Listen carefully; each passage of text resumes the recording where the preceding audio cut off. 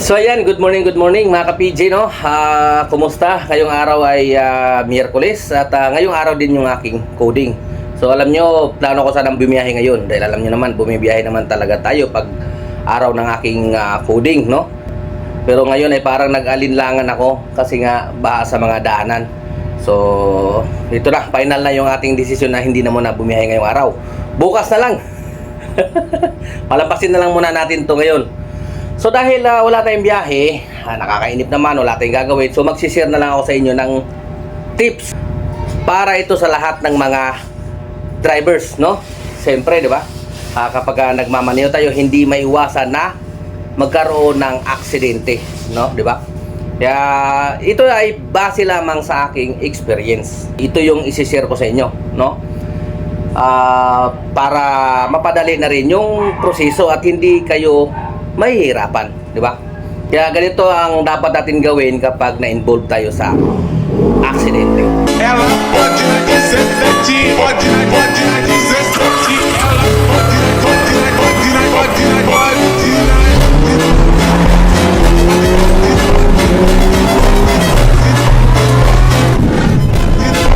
Bakara, let's go!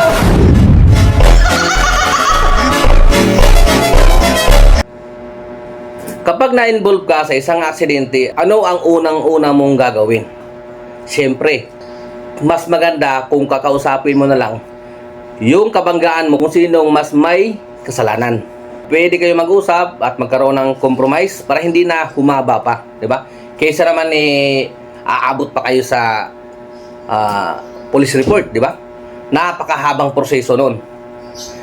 Kumpara sa mag-uusap na lang kayo, kung gas-gas lang naman, di ba? Maliit lang naman yung damage, pag-usapan nyo, di ba? Arigluhan. Para hindi na humaba yung proseso. Kasi mas malaki ang gastos, mas malaki mawawala sa'yo kung dadalhin nyo pa sa dimandahan. Kasi kung halimbawa, matapang yung isa, sasabihin ng isa, hindi, magpa-ano na lang tayo, magpa-police report na lang tayo.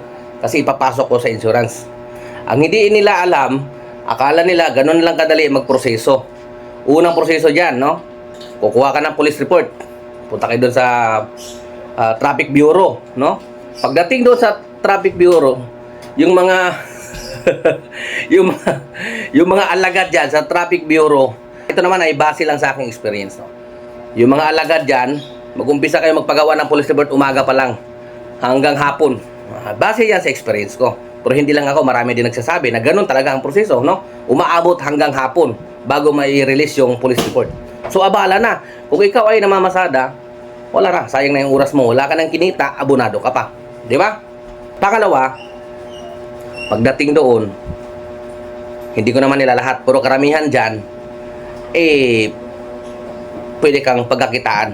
Siyempre, sa Pilipinas tayo pwede kang pagkakitaan ng mga nandoon. Tatakutin ka na titikitan kayo pareho. So anong gagawin mo? Di ba? Kukunin yung lisensya mo, kukumpiskahin yan, titikitan ka. Magkano ang penalty pag ang tinikit sa iyo ay involved accident? 2.5 bawat isa sa inyo. So di ba? Ang laki ng mawala kagad sa iyo. Kahit na ikaw yung binangga, kasama ka pa rin sa titikitan ng traffic enforcer. Sigurado yan, involved accident ang ititikit sa iyo pareho. Alright?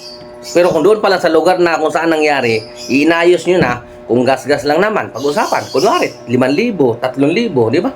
Di tapos na, naghiwalay na kayo, nagkaroon kayo ng konting kasunduan, sulat nyo, na kasunduan na wala nang maghahabol, di ba? So, kung 3,000, ay baga na yun, kaysa dadalhin nyo pa sa traffic bureau, sabi ko nga sa inyo, titikitan kayo doon ng involved accident. Tapos maghapon kayo na mag-antay ng police report. Plus, pag pinasok nyo sa insurance yan, mayroon na tinatawag na participation pay. Ewan ko lang, pero sa amin, sa participation pay ng insurance ko 5,000. Diba? Gastos din. Gastos din mawala. Kung ikaw yung nakabangga, mas maganda, ariglohin mo na. Diba? Nasa pag-uusap yan. Compromise ika nga. Para hindi na lumaki. Hindi na mas maaabala pa. Di ba? Tapos, bukod dyan, may bayad din yung mga picture-picture doon, no? may bayad yun. Ako, sa experience ko, 250 ang bayad kada picture, no? 250 doon sa kabanggaan mo at 250 din sa'yo. Di ba? Dagdag ulit sa expenses. At may mga traffic bureau na nakakabwisit. Ito talaga naranasan ko.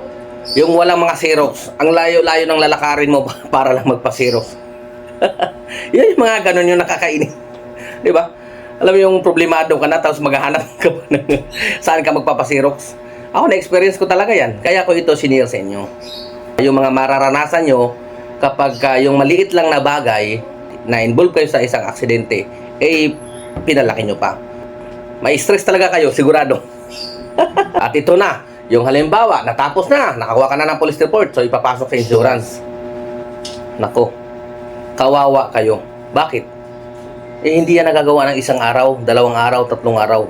Maraming bisis na nangyari yan. Umaabot ng 3 buwan, 4 na buwan. Depende sa insurance. Depende rin kung paano ninyo sila kulitin. Di ba?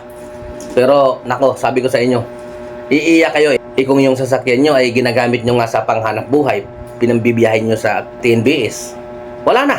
Kung 3 buwan yung natingga yun, ang dami nang nawala sa inyo. Nakita. O, di ba? Pero kung inayos nyo pa lang, doon pa lang sa mismong aksidente, no? Tapos na. Kahit magpakawala kayo ng 5,000 dyan dahil para doon sa damage, di ba? Ang liit na halaga yun. Kumpara sa mawawala sa inyo kapag pinairal nyo pa yung pagiging matigas. Kasi pinagmamalaki ninyo yung insurance. Siguro kung malaki ang damage, siguro mga total wreck na, no? Talagang sobrang laki, ay siguro talaga insurance. Pero hanggat kaya ng bulsa nyong ipagawa, sariling bulsa, no? Maliit lang naman, gas, kunting yupi, kunting latero lang.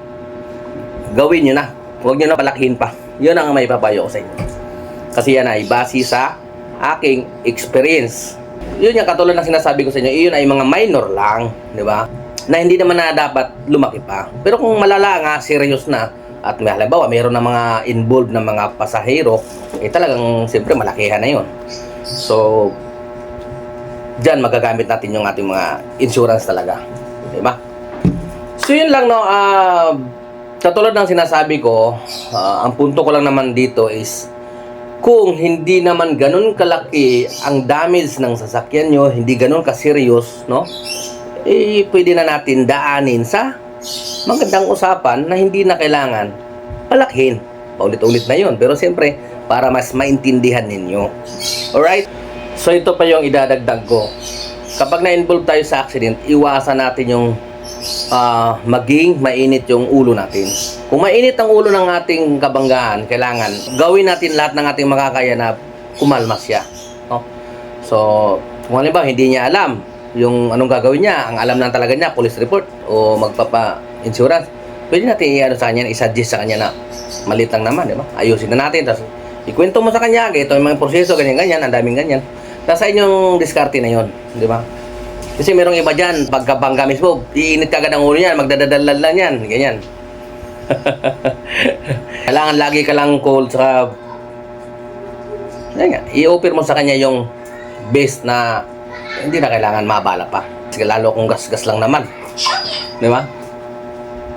At saka siyempre dapat may mga alam din kayo na mga talyer na hindi naman ganun kalaki maningil. Yung mataga talaga. Maraming ganun. Gas-gas lang, sisingilan ka kagad ng 12,000, 15,000, 20,000. Di ba? Marami nga. Kapag TNBS ka, marami ka na malalaman ng mga paggawa na pangmasa pero quality. Pero siyempre, paalala ko, lagi po tayo mag-iingat. Dapat, defensive driving tayo. Okay? Yan lagi natin tatandaan. Palagi tayo mag-iingat. At daging alisto. Lagi kang mag-a-adjust, lalong-lalo na sa mga motor. Bigla na lang sisingit yan. Di ba? Singit dito, singit doon. Kaya, ingat tayo dyan. Tsaka, isa pa, tayo bilang TNBS driver, taxi driver ka man, di ba? Ay, dapat kapag nakaramdam tayo ng antok, matulog talaga tayo. Huwag na natin pilitin na naghahabol tayo kasi itong kita kailangan mahit mo yung kita. Hindi, kung hindi na kaya, antok na talaga. Tabi, matulog. Para makaiwas tayo sa posibleng disgrasya. Alright? So, yun lang muna ang may share natin sa ngayon mga ka-PJ, no? Kung meron kayong mga suggestion o gusto nyong gawin nating content, idagdag natin. So, mag-comment na kayo dyan at try natin gawa ng video. At kung nagustuhan nyo yung video ko, huwag nyo kakalimutan, i-like naman dyan, saka pakishare na rin. At dito na rin ako magpapaalam. Ka-PJ nyo, temporary signing off muna. Adios, ingat mga ka-PJ sa mga bumibiyahe.